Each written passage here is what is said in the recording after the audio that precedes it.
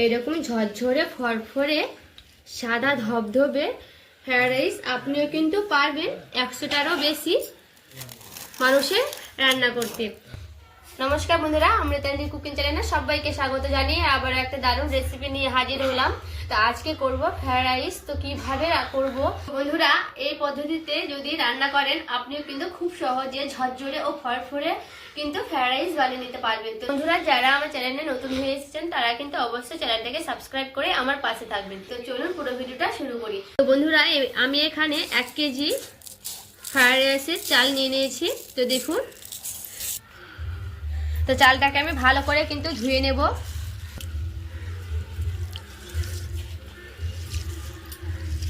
তো fried rice করার আগে কিন্তু চালটাকে প্রায় আধ ঘন্টার মতো জলে ভিজিয়ে রাখলে খুব কিন্তু ভালো হয়। তার জন্য আমি আধ ঘন্টার মতো জলে ভিজিয়ে রেখে দেব। খুব সুন্দর করে কিন্তু 2 থেকে 3 বার আমি চালটাকে ধুয়ে নেব। তো বন্ধুরা, ফ্রাইড রাইস করার জন্য যে যে সবজিগুলো লাগবে আর কিভাবে কাটবো দেখে নিন। এই গাজরটাকে আমি এই ছোট ছোট পিস করে নেব, দিয়ে একটু একেবারে মিহি করে কেটে নেব। খুব মিহি না, খুব দেখুন এক সমানভাবে কিন্তু কাটতে হবে, না হলে কোনটা সেদ্ধ হবে আর কোনটা কিন্তু গলে যেত। সবগুলো আমি কেটে নিয়েছি। দেখুন সবগুলো আমার কাটা হয়ে গেছে। দেখুন এইভাবে আমি একটু টেরা টেরা করে বিনস কেটে নিয়েছি।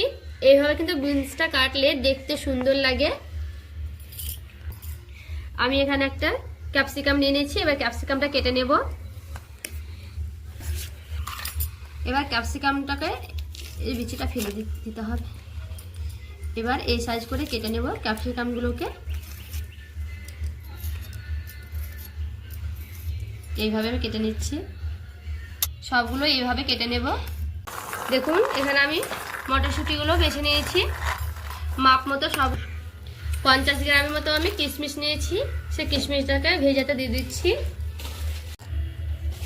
তো বন্ধুরা, এখানে দেখুন আমি ফ্রাইড রাইসের একটা মশলা তৈরি করব।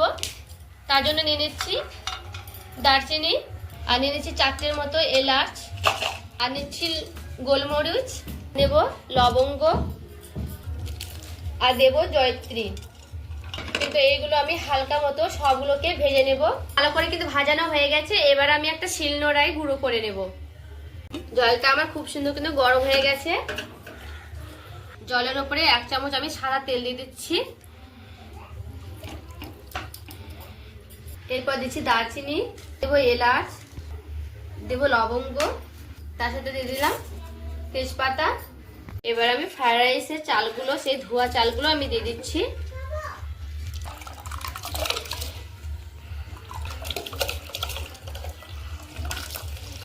চালের উপরে অল্প একটু দিয়ে দিচ্ছি গাজর। এবার আমি ঢাকা দিয়ে দিব ভাত ফোটা পর্যন্ত। এবার আমি ভাতটা হয়েছে কিনা দেখবো। দেখুন ভাতটা কিন্তু আমার ফুটতে লেগেছে। আর দেখতে হবে ভাতটা কেমন হয়েছে। ভাতটা দেখুন অর্ধেকটা কিন্তু সেদ্ধ হয়ে গেছে। এটা কিন্তু বেশি করে সেদ্ধ করতে হবে না, মিডিয়াম। ভাত থেকে ফ্যানটা ঝাড়িয়ে নেব। ভাতটা কিন্তু কত সুন্দর কিন্তু ঝরঝরে হয়েছে আর সাদা হয়েছে, দেখে কিন্তু বুঝতেই পারছেন। এইভাবে ফ্যানটা ভালো করে ঝাড়িয়ে এইভাবে একটু হালকা করে ছেড়ে দিন। এবার আমি এইদিকে দেখুন। তো বন্ধুরা, আমি এখানে নিয়েছি ঘি। তো 1 কেজি ফ্রাইড রাইসের চালের জন্য নিয়ে নিয়েছি 100 গ্রাম ঘি। তো দিয়ে দিই এলাচ, দিচ্ছি তেজপাতা। এবার আমি সবজিগুলো সব একে একে ঘিয়ে ভেজে নেব। তো সবার আগে আমি নিয়ে নেব গাজর,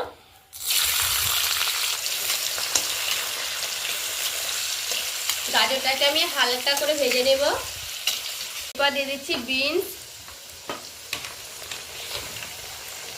এবার দিয়ে দিচ্ছি ক্যাপসিকাম, দিয়ে হালকা করে এইভাবে ভেজে নেব। দিচ্ছি মটরশুঁটি,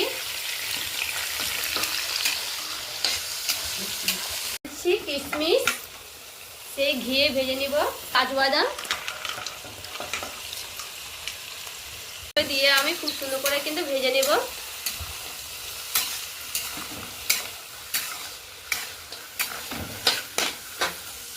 পরিমাণ মতো লবণ দিয়ে দিতে হবে। সবগুলো কিন্তু আমার খুব সুন্দর মতো কিন্তু ভাজা হয়ে গেছে। একে একে কিন্তু নেড়ে নেব। এইভাবে নাড়তে থাকতে হবে আর একে একে কিন্তু সবগুলো দিয়ে দিতে হবে। দিয়ে দিলাম।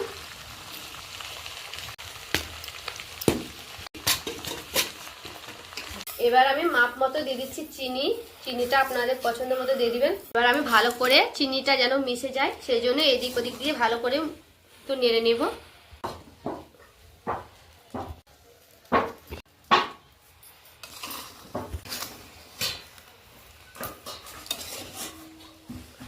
ভাজা মশলাগুলো দেখুন গুঁড়ো করে নিয়েছি শিলনোড়ায়। এবার আমি মশলাগুলো দিয়ে দিচ্ছি ওপর থেকে। দোকান থেকে মশলা কিনে এনেছিলাম সেই মশলাটাও দিয়ে দিচ্ছি। এই পদ্ধতিতে রান্না করলে কিন্তু একটাও ভাঙবে না। এইরকম ঝরঝরে ফরফরে সাদা ধবধবে ফ্রাইড রাইস আপনিও কিন্তু পারবেন 100টারও বেশি মানুষের রান্না করতে। তো বন্ধুরা, ফ্রাইড রাইসটা কেমন লেগেছে আপনাদের অবশ্যই কিন্তু কমেন্ট করে বলবেন। আর ভালো লাগলে লাইক করবেন, চ্যানেলটাকে সাবস্ক্রাইব করে আমার পাশে থাকবেন।